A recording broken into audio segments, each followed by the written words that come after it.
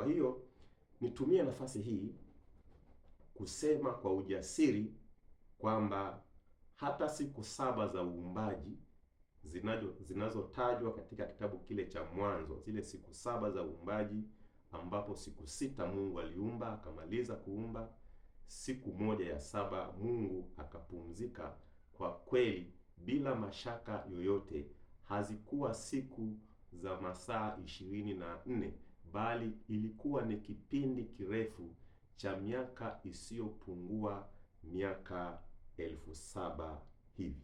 Inawezekana hiyo iwe haijakushawishi, lakini acha nikupe andiko linaloonyesha wazi kabisa kwamba siku moja ya Mungu ni kama miaka 1,000. Sio miaka 1,000, ni kama miaka 1,000, kwamba inaweza ikazidi kidogo au kwamba inaweza kupungua kidogo. Katika Agano Jipya, kitabu kile cha Ufunuo sura ya 20 mstari wa 1 mpaka ule wa 6, Biblia inatuambia kwamba Yesu ataanzisha ufalme wake hapa duniani, na ufalme ule utakuwa ni ufalme wa miaka 1,000. Wakristo wengi waliookoka wanalifahamu jambo hilo, kwamba Yesu atatawala duniani miaka 1,000. Japo wako wengine husema kwamba hilo ni fumbo, na mimi sidhani kama kuchukulia kila kitu kama ni fumbo ni sahihi, na kudhani hivyo kuna tupoteza zaidi. Kwa hiyo Yesu atatawala dunia hii kwa muda wa miaka 1,000. Kwa hiyo ni miaka 1,000. Sasa utawala ule wa Yesu Kristo wa miaka 1,000, je, umetajwa katika Agano la Kale au haujatajwa? Katika Agano la Kale utawala ule wa Yesu wa miaka 1,000 umetajwa mara nyingi sana katika Zaburi, katika Isaya tunasoma habari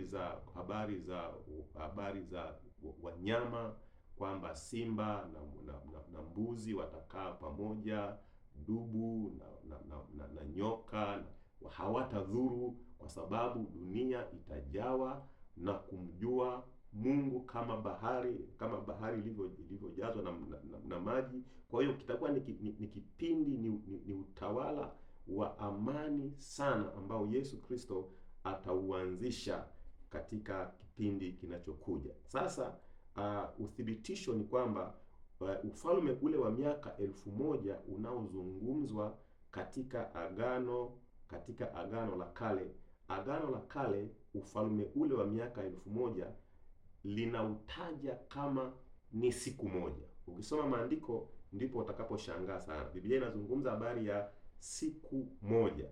Labda nisome hili kwenye kitabu kile cha Zekaria sura ya 14 mstari wa 9.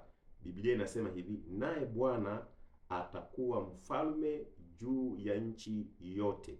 Siku hiyo, unaona, siku hiyo Bwana atakuwa mmoja na jina lake moja. Lakini pia Zefania 1 ule mstari wa 14, Biblia inasema hiyo siku ya Bwana iliyokuu karibu, nayo inafanya haraka sana. Naam, sauti ya siku ya Bwana, shujaa hulia kwa uchungu mwingi huko. Unaona, hii inazungumzia habari ya ufalme ule wa miaka 1,000 wa Yesu Kristo, lakini hapa anataja kama siku moja. Kwa hiyo sasa siku inayotajwa hapa sio siku ya masaa 24, bali ni kipindi kirefu cha miaka 1,000 hivi. Kwa hiyo huu ni ushahidi wa wazi kabisa kwamba siku moja ya Bwana ni kama miaka 1,000.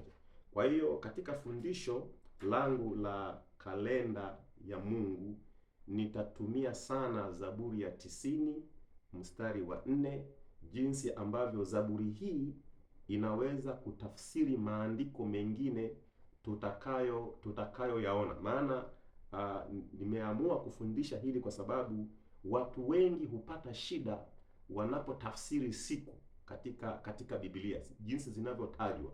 Wanapata shida kwamba inatajwa siku, lakini ile siku inayotajwa hailingani na mambo inayohusishwa nayo.